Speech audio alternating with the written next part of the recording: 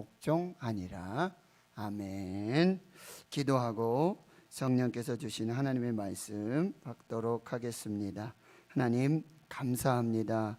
부활절 두 번째 주일 우리의 몸과 마음을 다해 신령과 진정으로 우리 몸을 거룩한 산제물로 예배하게 하시니 감사합니다. 말씀 앞에 서오니 말씀을 듣게 하여 주시고 그 말씀이 생명이 능력이 또 부활과 치유와 회복이 되게 하옵소서. 감사드리옵고 예수님의 이름으로 기도하옵나이다. 아멘. 사랑하는 성도 여러분, 행복하십시오. 성령 충만하십시오.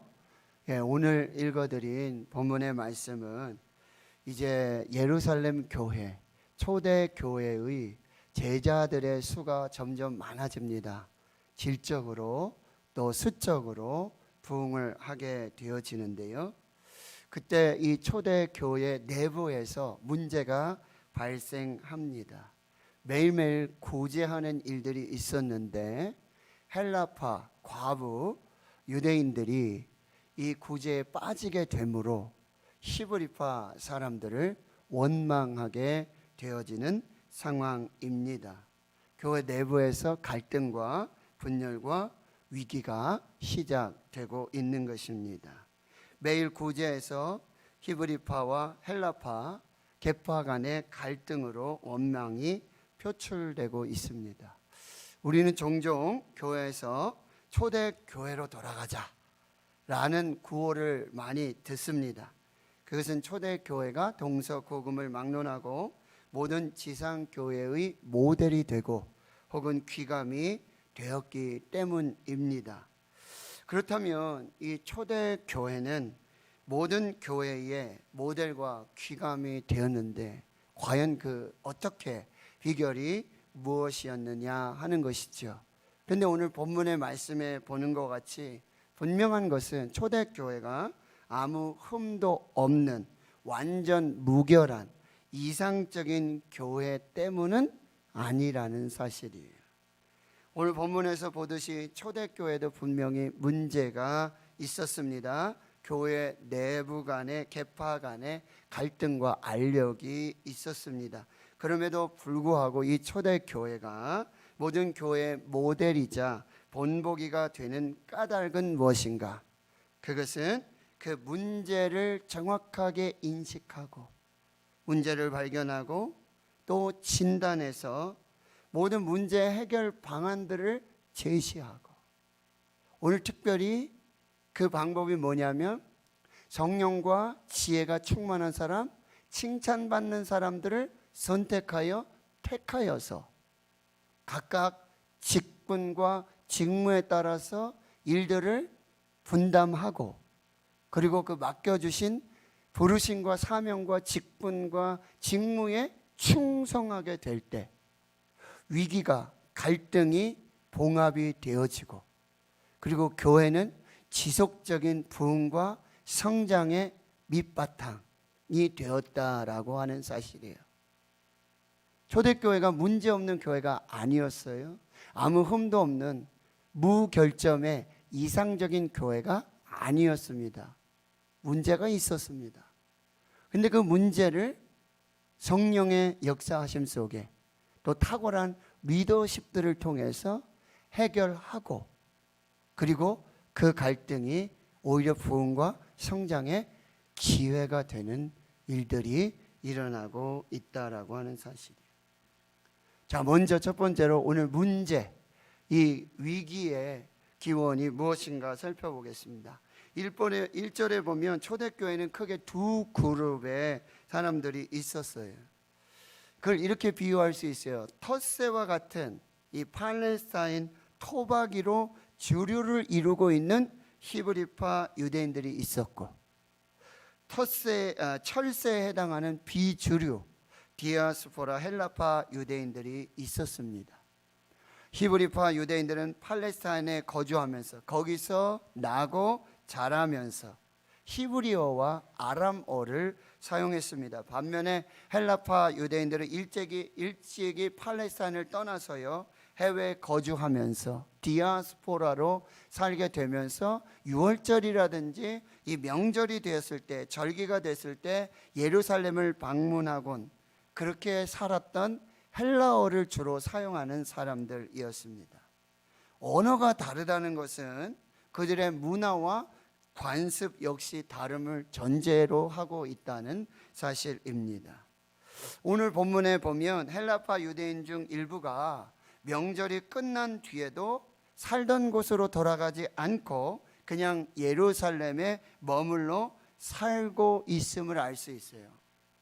사도행전 2장 5절에 보면 그때에 경건한 유대인들이 천하 각국으로부터 와서 예루살렘에 머물러 있더니, 그러면서 이제 오순절 성령 강림의 또 교회의 탄생의 역사들을 보게 되어지는 것이죠.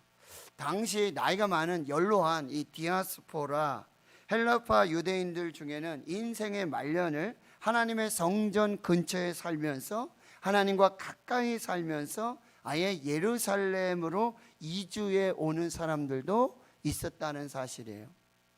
성지 순례를 가보면 예루살렘 성전 맞은편에 거기 아주 무덤이 얼마나 많은지 몰라요.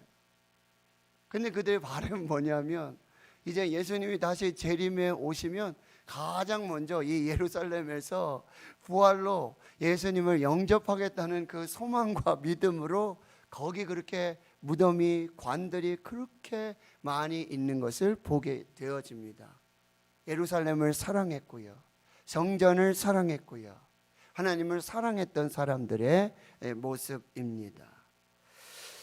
오늘 특히 본문에서 이 헬라파 과부의 경우는요, 아마도 이미 혼자가 되었기 때문에 살던 곳으로 다시 돌아가 봐야 여전히 혼자일 것이므로 그냥 예루살렘에 눌러앉아 살기로 결정을 한 것 같습니다. 돌봐줄 수 있는 가족이 없는 이런 과부 혹은 고아들은 유대교에서는 구제의 대상으로 삼아서 도왔습니다. 그리고 이 초대교회 역시 이런 유대교의 관습을 이어받아서 생활이 어려운 과부들을 재정적으로 돕고 있었습니다.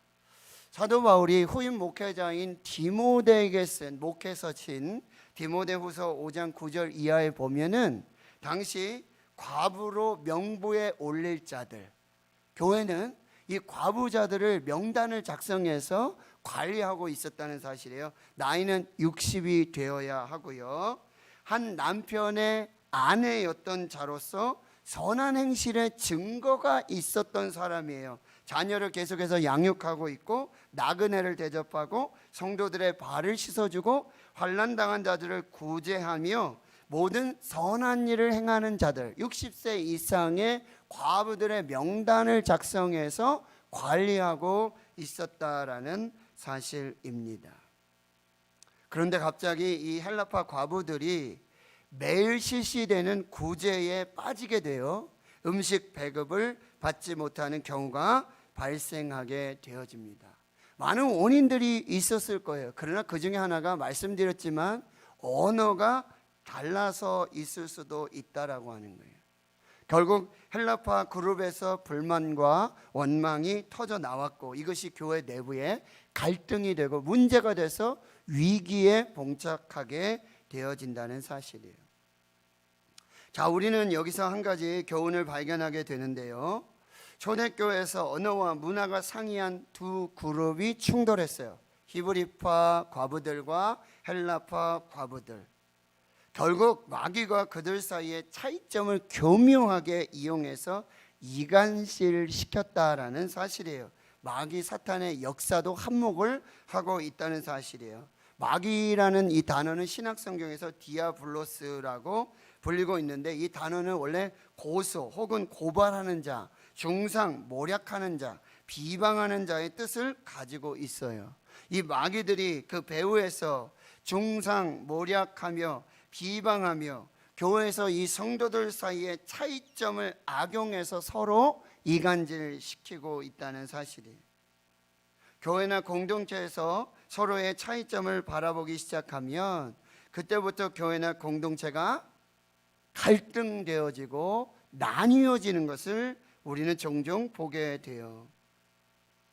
마귀의 공격을 피하려면 어떻게 해야 됩니까? 서로의 다름을 인정하고 배려할 수 있어야 되고, 차이점보다는 공통점을 찾아야 할 것이고, 단점보다는 장점을 봐야 될 것이고, 어느 출신, 어느 성, 어디 사는 사람, 이것을 따지고 끼리끼리 모이고 분파가 되고 갈등이 조장되어서는 안 된다는 사실이에요. 이 틈을 마귀 사탄은 교묘하게 이간질하면서 중상하면서 모략하면서 파고들고 있다라는 사실이에요. 에베소 4장 27절에 마귀에게 틈을 두지 말아라. 베드로전서 5장 8절 9절 근신하라 깨어라. 너희 대적 마귀가 우는 사자같이 두루다니며 삼킬 자를 찾나니 너희의 믿음을 굳건하게 하여 그를 대적하라 라고 말씀하고 있어요. 마귀 사탄의 역사. 또 한 가지는 뭐냐면, 이 갈등의 원인 중에 하나는 이 교회의 지도자들인 사도들이 말씀 사역자로서의 본연의 임무를 등한시한 채 이 구제, 행정 사역들의 거기에 시간을 뺏기고 거기에 여러 가지 마음을 뺏기는 일들이 발생하게 되었다는 거예요. 이건 오늘 본문에 보면 사도들은 이 점을 분명하게 인식하고 있었습니다. 12사도가 모든 제자들 불러서 이렇게 말해요. 우리가 하나님의 말씀 제쳐놓고 접대하는 일, 구제하고 식사 배급하는 거, 이 행정적인 일에 관여하는 게 이게 여기에 주된 노력을 쓰는 것이 맞지 않다는 거죠. 우리는 오로지 기도하는 것과 말씀 봉사에 전념해야 되겠습니다 라고 말하고 있다는 거예요. 여러분, 12사도들은 하나님의 말씀 가르치고 기도하는 일에 전념하도록 부름받고 택함받아서 지금 사역하고 있다는 사실이에요. 근데 여기서 우리가 오해하지 말아야 될 것은 12사도들이 이 접대하는 거, 구제하는 거, 행정적인 일을 하는 이 봉사자들과의 서열을 나누고 차별을 두자는 이야기가 아니에요. 기도하는 일과 말씀 전하는 사역은, 이 봉사는 중요하고 접대하고 구제하는 봉사와 섬김은 중요하지 않은 하찮은 일이라고 구분하는 것이 아니라는 사실이에요. 각자 본연의 직분과 직무에 따라 사역의 우선순위를 재설정하자는 이야기입니다. 직분에 따른, 하나님 부르셔서 택해 주셔서 세워주신 직무를 구별하자는 이야기입니다. 여기 접대라는 단어, 구제, 섬김, 봉사라는 단어, 이 디아코니아라는 헬라어를 쓰고 있는데요, 12사도가 힘쓰고 전념하기로 했던 기도하는 일, 말씀 사역, 이것 또한 디아코니아라는 단어를 쓰고 있어요. 그러니까 사도들 기도하는 일로 봉사하는 것이고, 말씀 전하는 일로 봉사하며 교회를 섬기는 것이라고 말씀하고 있다는 거예요. 그런데 말씀 사역자들이 말씀에 이 전하고 가르치고 기도하는 이 본연의 임무를 등한시하고, 그게 우선순위가 되지 않고 접대하고 구제하고 음식 배분하는 이 행정적인 일에 몰두하고 있다는 거예요. 한번 생각해 보세요. 제가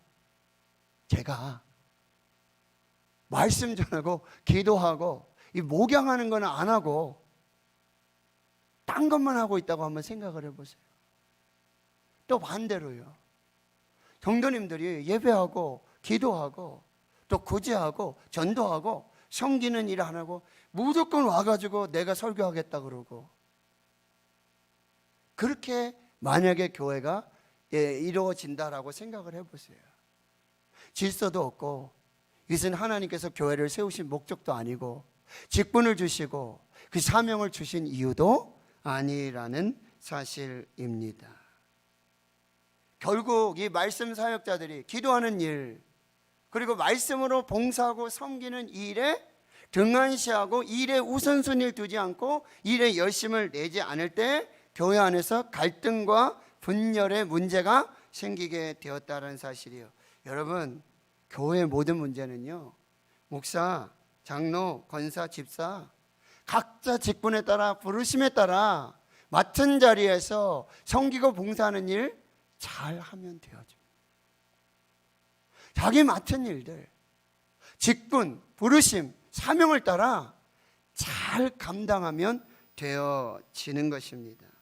그래서 사도 바울은 로마서 12장에 이런 문제의 답을 이렇게 제시하고 있어요. 내게 주신 은혜로 말미암아 너희 각 사람에게 말하노니 마땅히 생각할 그 이상의 생각 품지 말고 오직 하나님께서 각 사람에게 나누어 주신 믿음의 분량대로 지혜롭게 생각하라.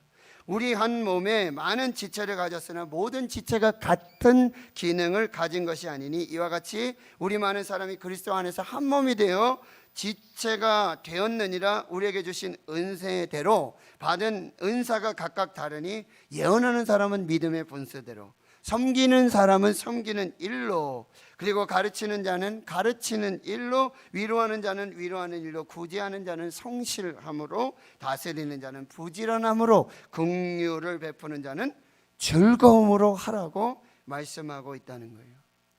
우리는 그리스도의 몸된 교회를 세우는 지체예요.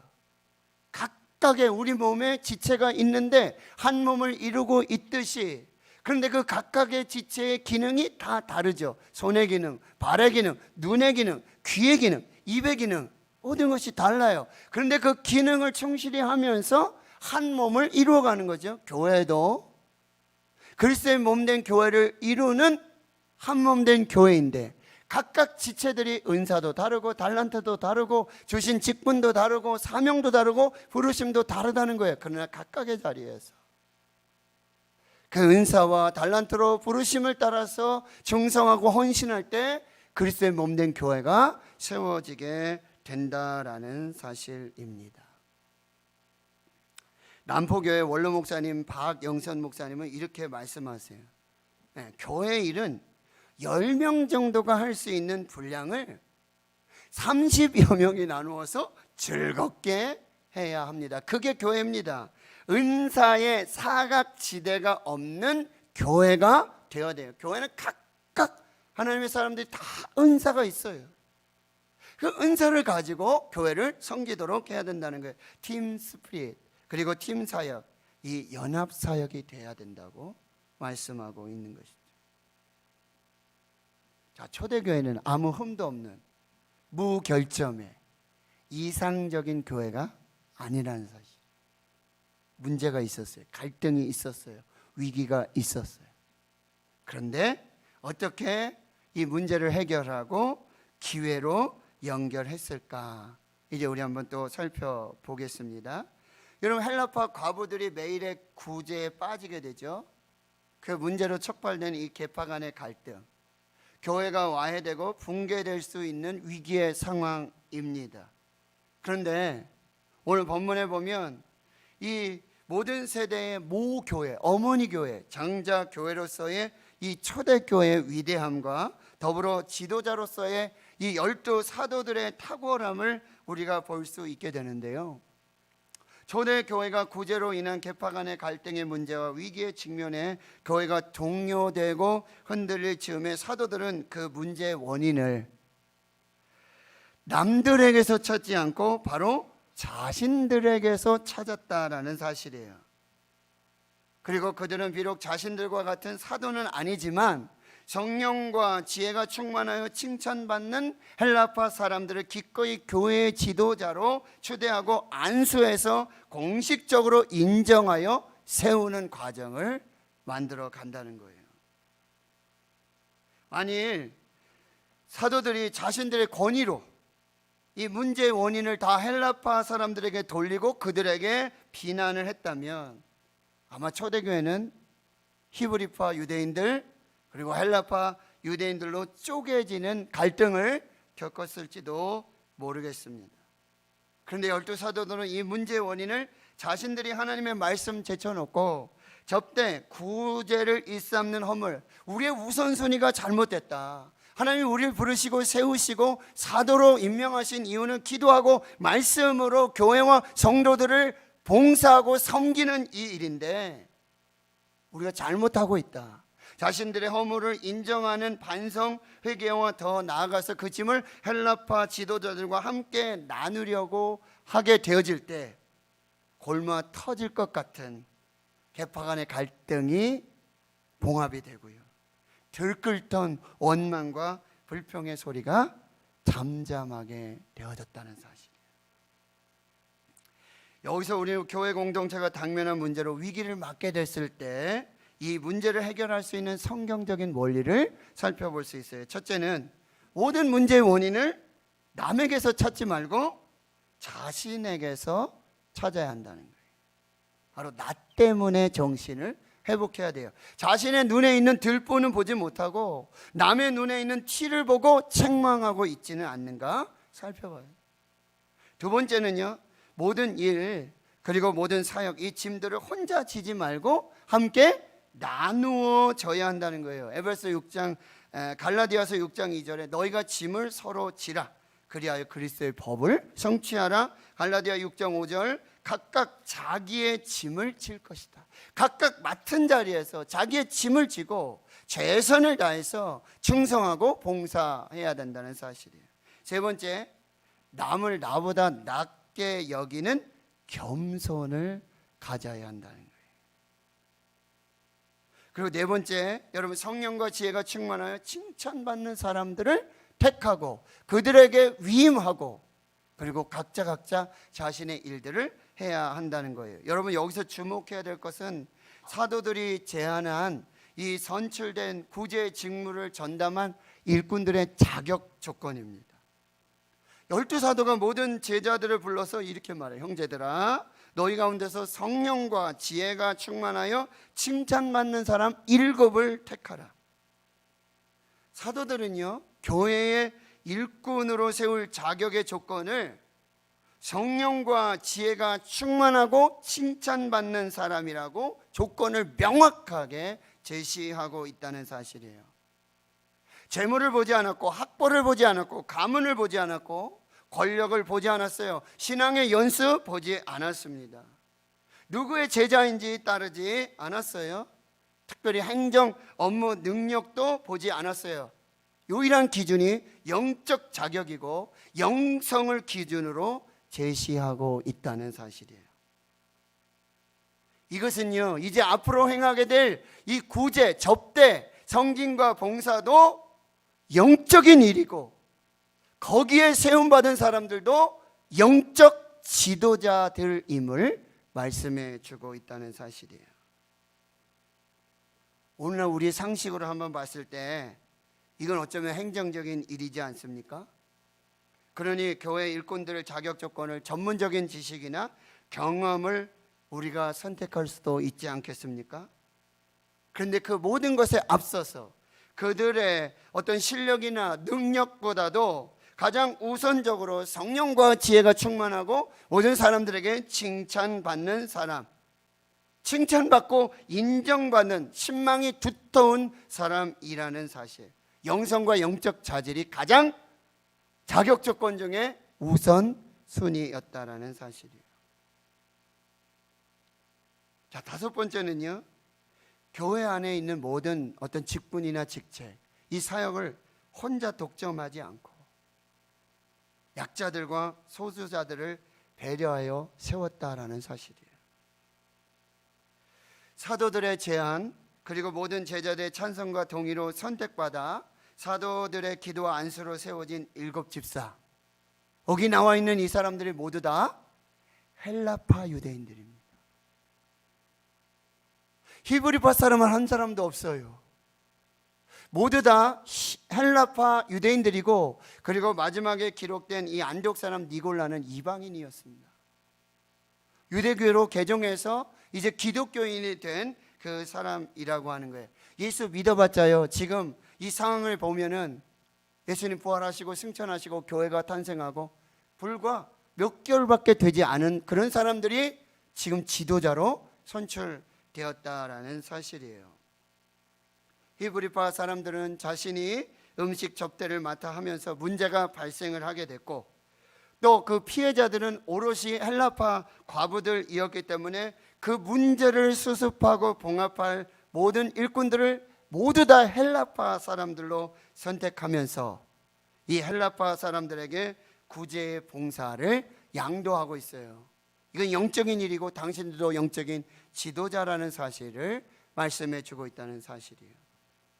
12사도 교회 리더십들은, 이 사도들은 성경적이면서 민주적으로 교회 내부에 하나님의 공의와 정의가 세워지도록 했고, 모든 제자들은요 자발적으로 참여했어요. 공동의회 연구랑 똑같은 거예요. 그래서 성도들이 선출해가지고 사도들은 기도하고 안수해서 세우게 되었다는 사실입니다. 모두가 하나 되어서 그리스도의 몸된 교회를 위기에서 새로운 기회로 부흥하고 성장하는 이들의 일들 속에 한 마음을 이루었다라는 사실이에요.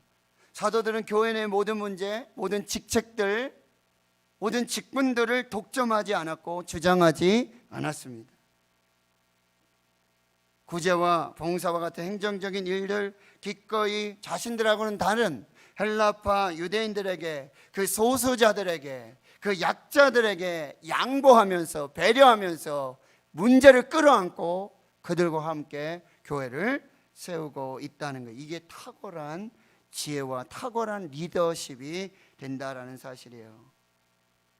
오늘날 교회에서도 중요한 교훈이 될 수 있습니다. 한 사람 혹은 소수에게 권력이나 책임이 집중되게 되면 거기서 제외된 사람들은 당연히 소외감과 박탈감을 느낄 수 있을 것입니다. 시간이 지나면 결국 갈등의 문제로 위기가 나타날 수 있다는 거예요. 오늘날 교회도 초대교회처럼 어느 한쪽이 책임과 권력을 독점하고 주장하지 말고 서로의 은사와 달란트 혹은 재능과 능력에 따라 짐을 나누어지며, 교회는 문제가 위기와 갈등과 분란 없는, 그리고 안정적으로 지속적으로 부흥과 성장을 이루어갈 수 있다라는 사실입니다. 초대교회는 아무 결전 없는 무결점의 이상주의적 교회가 아니었어요. 문제가 있었어요. 갈등이 있었어요. 이전의 문제들은 다 외부적인 문제예요. 대제사장들, 서기관들, 바리새인들, 사두개인들, 같은 동족 유대인들의 그런 핍박이었죠. 로마의 핍박이었죠. 이 문제는 교회 내부의 문제였어요. 내부 안에서 일어났던 갈등의 문제였다는 사실이에요. 근데 여기는 12사도의 탁월한 지도력, 리더십이 있었고, 성령의 간섭하심과 도우심, 섭리하심 속에 위기와 문제, 갈등은 봉합되고 새로운 부흥과 성장의 기회가 되었다라는 사실이에요. 사도들은 자신 본연의 부르심과 직분에 따라 기도하는 일, 말씀으로 봉사하는 사역에 전념하게 됐고요. 결국 그 생명의 말씀, 하나님의 말씀이 점점 더 왕성하여지고 예루살렘에 있는 제자의 수가 점점 더 힘이 많아지고, 제사장의 무리, 당시 사두개인들, 바리새인들, 이 사람들의 무리기까지 바로 기독교로, 예수 복음으로 전도되는 그 역사들이 나타나게 되었습니다. 결과적으로 교회 내부의 문제들, 갈등들은 해소가 되었고, 교회는 지속적으로 안정적으로 성장하고 부흥하는 기회가 되었다라는 사실이에요. 문제와 갈등, 위기 없는 교회 없습니다. 그럼 문제가 무엇인지 정확하게 인식하고 남 탓하지 말고 그게 내 문제다, 나 자신이다, 겸손하게 자기의 직분의 일들 충성으로 다 감당하며 짐을 서로 지고요. 그리고 인사가 만사해. 사람 잘 세워야 돼요. 사람 잘 뽑아야 합니다. 지연, 학연, 혈연 이거 다 배제하고 성령과 지혜가 충만한 사람, 믿음과 성령이 충만한 사람, 칭찬받는 사람, 이 사람들을 세울 때 교회는 더욱더 안정적으로 지속적으로 부흥하고 성장하는 역사들이 나타나게 되었다는 사실. 에베소 말씀에 우리 각 사람에게 그리스도의 선물의 분량대로 은혜를 주셨어요. 그래서 어떤 사람은 사도로, 어떤 사람은 선지자로, 어떤 사람은 복음 전하는 자로, 어떤 사람은 목사와 교사로 하나님 세워주셨어요. 왜요? 성도를 온전하게 하여 봉사일을 하게 하며 그리스도의 몸을 세우게 하기 위해서. 고린도서 4장 1절 2절 사람이 마땅히 우리를 그리스도의 일꾼이요 하나님의 비밀을 맡은 자로 여길지어다. 그리고 맡은 자들에게 구할 것은 충성이니라. 우리 대구시는 교회 이제 일꾼들을 세우고 하나님의 사람들을 세우고 그리스도의 몸된 교회를 세우는 일들 감당하게 됩니다. 각각의 은사대로 분량대로 하나님 은혜 주셨고 달란트 주셨고 재능 주셨고 이제 그리스도의 몸된 교회 지체로서 각각의 자리에서 각각의 직분의 자리에서 그 사명을 충성되이 감당할 때 교회를 세우시고 하나님 지속적으로 안정적으로 하나님의 교회가 세워지고 말씀이 흥황하여 부흥되어지는 우리 대구시는 교회가 될 줄 믿습니다. 믿습니다. 하나님 감사합니다. 오늘 하나님 예배하게 하시고 또 하나님 성령께서 교회에 주시는 말씀 듣게 하여 주시니 감사합니다. 하나님의 말씀으로 받게 하여 주시옵시고 이제 하나님의 교회 일꾼들을 세우사 성령과 지혜가 충만하고 믿음으로 충만하고 하나님과 사람 앞에 칭찬받는 하나님의 사람들을 세우셔서 그리스도의 몸된 교회를 온전하게 세우시고 말씀이 흥황하여 하나님의 교회가 더욱더 부흥하고 성장하는 귀한 역사가 되게 하옵소서. 감사드리었고 예수님의 이름으로 기도하옵소서.